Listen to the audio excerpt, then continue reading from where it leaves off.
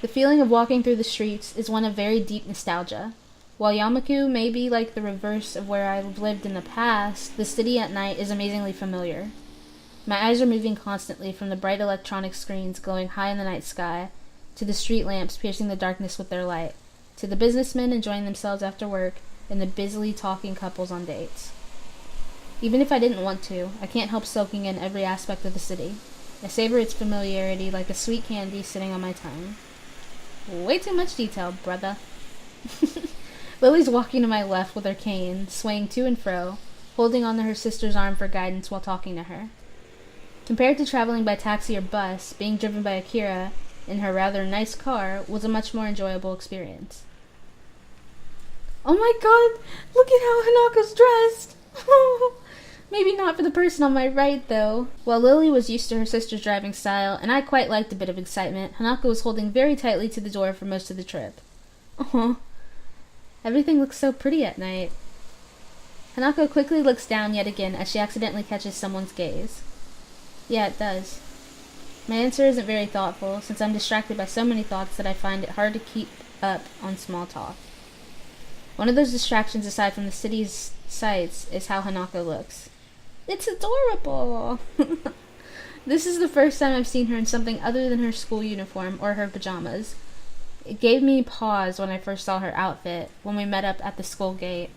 Considering how much her head is lowered when people walk near us, I imagine that the hat she wears is more than a fashion statement. While initially I was wary of Lily's plan to take us out into the city, when night fell it became obvious that she had thought about this. Not many people have paid Hanako much heed since the darkness hides her scarring well. So we're in the city. Any ideas on what to do? Akira beams a smile. Something tells me that she's the one who's making this particular decision, even if her sister may have proposed the outing in the first place. Oh gosh. You'll see. Just follow us. I nod and try my best to stifle a grimace. After what happened during Hanako's birthday party, I don't trust Akira's judgment all that much. Yeah. We keep walking, and I notice that we're passing more and more cafes, restaurants, and other eateries. Every once in a while, a drunken man in a suit comes out of a bar, usually being supported by another. But for the most part, the customers around this part of the city look young and fashionable. Different kinds of music come and go as we pass by each business. The discord created by the overlap should be grating, but it reminds me so strongly of the times I spent in the city with my old friends that I don't mind. Hanako and I have started to drift a little apart from Lily and Akira. That comes to a stop when I hear a soft thud from beside me. Sorry. By the time she rids herself from her apologetic bow, the middle-aged businessman she bumped into is walking away after mumbling a half-hearted apology. Hanako looks a little put off by the experience, and she quickly skips ahead to match my pace. I notice her head hanging low once more. She probably bumped into him because she was looking downwards and not where she was going. I stepped to the side a little and put one hand on her far shoulder, drawing her closer. Hisao? It's okay. You can walk closer to me if you want. Oh, this game is so cute. Hanako hesitates, but eventually nods in assent. After a couple of times when I thought we'd arrived at Akira's destination, we reach our target. By now we're below the elevated walkways, and past the most garish and brightly lit places.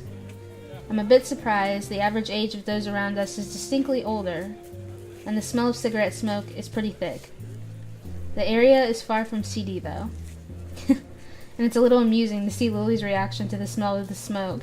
That's so inconsiderate. She's gonna smell that way more than anyone else, because she's not using one of her senses. That's so screwed up. While it's masked by the low talking of those around us, jazz music can be heard emanating from inside. Looking up at the dimly lit sign, it becomes obvious why. A jazz club. I have to admit, this isn't what I expected. Lily gives an amused snort and a smile. Somehow I feel like I should have known it, Akira. As we talk outside, I notice more and more odd sideways glances directed our way. People awkwardly catch themselves staring and look away, but that just makes it more obvious. I had noticed this occasionally when we were walking, but it's more pronounced now. I've never experienced anything like that in my life. An average-looking Japanese teenage guy just a little taller than normal, isn't the type to draw attention without making an effort. Hey, come on, just because you're teenagers doesn't mean you can't have a taste, right? Well, I don't really mind the music, if that's what you mean. I don't mind it either. She's only just managing to force the words out. It contrasts heavily to when we're alone in Yamaku, and it disappoints me a little that she's so highly strung for what's supposed to be a good time out on the town. Let her get used to it on her own, Hisao. It's hard to read Hanako's face as she keeps looking downwards. It's little wonder if she doesn't often come out into the city because of this, and it makes me a little thankful that my own scarring is easily hidden. Lily has a similar way of attracting people's gazes, but the reason for it is clearly different. She hardly looks like a native, and the same can be said about her sister. That much is far more noticeable than her blindness from a distance. She may not be able to see this for herself, but I have little doubt she can hear the odd whispered phrase from people who think they're out of earshot. Be that as it may, she doesn't seem to show any sign of either annoyance or pleasure at the attention. Akira's still as confident as ever, though. Flashing a smile, she strides in with Lily by her side, and the two of us following behind. I had expected my eyes to need adjusting to the light inside, but it's not much brighter than outside. The music we'd heard is clearer now, mixed in with the sound of glasses moving on the tables and counter, and the husky chatter of the patrons looking to my right reveals the music's source, a jazz group playing beyond some tables. The patrons seem to be mostly men, and though there's a handful of women, nobody looks under 30, aside from us, of course. It feels a little like we've stepped into the 1920s, and the atmosphere is quite agreeable. I'm not completely comfortable simply because of my age, but were I older, I would probably feel quite at home. Hanako seems a bit more relaxed now, probably due to nobody looking at her. Everybody's talking between themselves, drinking, and watching the band. Akira casually takes a seat at the counter without even glancing around. She's probably come here before. Lily retracts her cane, feeling out the bar stool and the edge of the counter before taking a seat behind her sister. The bartender takes a brief break from his polishing a glass to watch her, before putting it down and coming over. Gosh. Good evening, ladies. What'll it be? Just a scotch, thanks. Lily? May I have a glass of A black-suited elbow hits her side sharply. Orange juice, please. No problem, coming right up. Like, really, was she trying to order an alcoholic beverage? Excuse me? The bartender starts to pour their drinks. A couple of seconds pass before Akira suddenly remembers that Hanako and I are indeed here, and turns around to us. You two want anything, or are you just gonna stand there? Hanako seems to be getting a bit restless. No matter where we're gonna seat ourselves, there's gonna be people right next to her, and I don't think she looks convincingly older than 20, unlike Lily.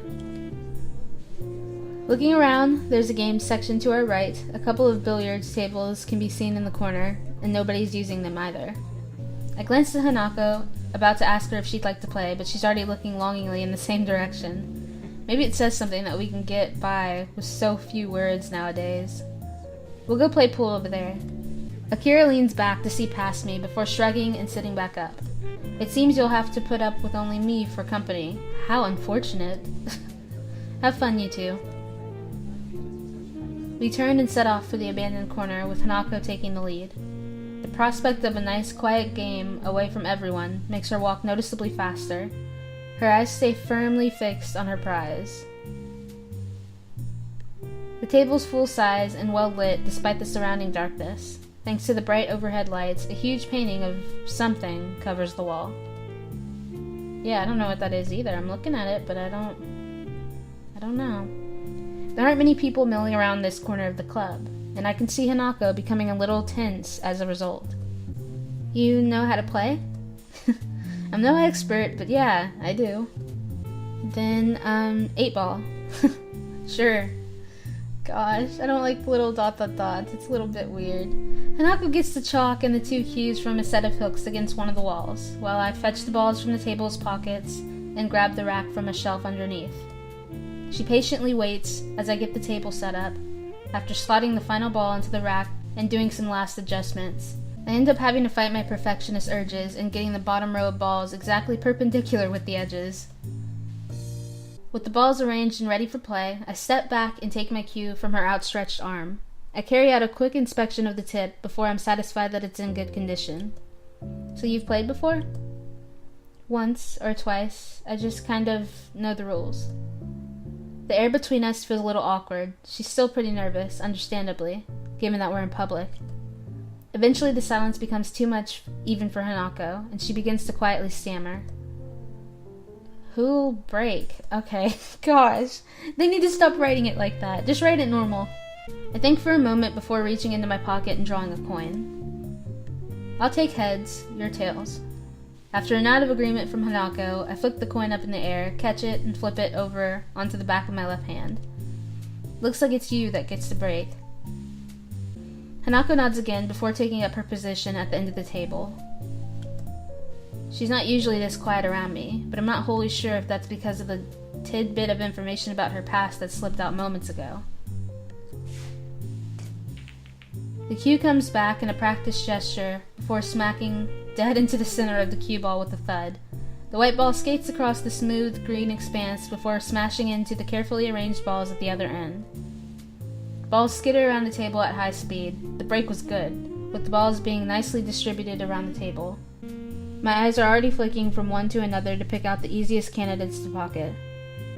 Hanako retreats from the side, and I take my shot. Well done. It's only after Hanako says this that I realize the ball I was shooting at was sunk. I look at her and notice a small smile on her face. It's nice how playing games seems to loosen her up a little. Guess I'm stripes then. I take a step back and let her take the next shot, but she doesn't advance to the table. Rather, she looks down a little and rubs her arm. By now I can identify this as one of her gestures that means she wants to say something, but isn't sure enough of herself to do it. What's up? It's just, you had a nice smile. Do you like playing this? Oh, they're both the same. They just get happy when they're playing games. I sigh and lean back against the table. I like playing, yeah. I think I was smiling because it's really nostalgic, though. Hanako tilts her head quizzically. Me and my friends used to play pool in the game center near where we lived pretty often, and at night, too. Wouldn't your parents... My parents both worked, so they didn't mind me not being in the house. I stayed on top of my schoolwork pretty easily as well, so there was plenty of time to do other stuff at night. Our conversation dies down with Hanako's timidity getting the better of her. In response, I get off the table and let her take her turn shooting. Oh, that's the thumbnail. That's the thumbnail. Okay. There aren't many solids and easy positions, so Hanako bends down and takes a while to line herself up properly. Hanako's expression is the same as when we played chess. A relaxed but focused concentration. Athletes sometimes talk about getting into a zone where nothing unnecessary enters their mind, and I wonder if that's something she can do. Her posture is good, better than mine to be sure. It's very close to a textbook method of playing, whereas I tend to contort myself into whatever position I feel is most natural for the shot I'm taking. She lines up the cue comes back, and she does a couple of practice movements to make sure she's lined up correctly. Hanako takes games so seriously. It's the only real hobby I know she has, outside of reading. It feels good to be able to share this kind of experience with her. She takes a shot after careful consideration, and the cue ball zooms off towards a ball sitting at a slightly awkward angle near a corner. Hanako's careful preparation pays off as the cue ball hits and sends the ball rolling towards the corner pocket. For a moment, it looks like it'll stop just on the lip of the hole, but it eventually tilts just enough to drop in. Man, that was a hard shot. If you can pull that off, I don't think I have much hope. I'm not that good. It's not just this shot, though. Even when lining it up, you looked really serious. You're like this with chess, too. The praise makes her a little flustered. She sets the cue against the table and stands, turning to me. I just like those kinds of things. Her fingers are twisting and turning tightly. When I was in the orphanage, I just kept doing things I liked before. If I played games with the others, that was enough for the helpers there, so I'd never thought about it that way. Staff at an orphanage would naturally want to have everyone socialize at least a little. If it's okay for me to ask, what was it like for you at the orphanage? Why do you want to know? I've touched a nerve, but the fact that she responded at all shows there's at least a chance she'll answer my question. Before, she likely would have shrunk away from it without a word. I'll tell you, but... Could you tell me who Iwanako is? Oh, she's just been thinking about that all this time. Iwanako? Oh, the letter. I wonder how long she's been waiting for the right opportunity to ask me this. Yeah, I know. I'm surprised, but don't hesitate. Sharing information is naturally a matter of give and take. She's someone I used to like. Her nervousness subsided, at least for the time it took to ask. Her curiosity is getting the better of her, and I feel a bit uncomfortable to be questioned on this, of all matters. There's no way I could spill out all of my feelings about Iwanako here.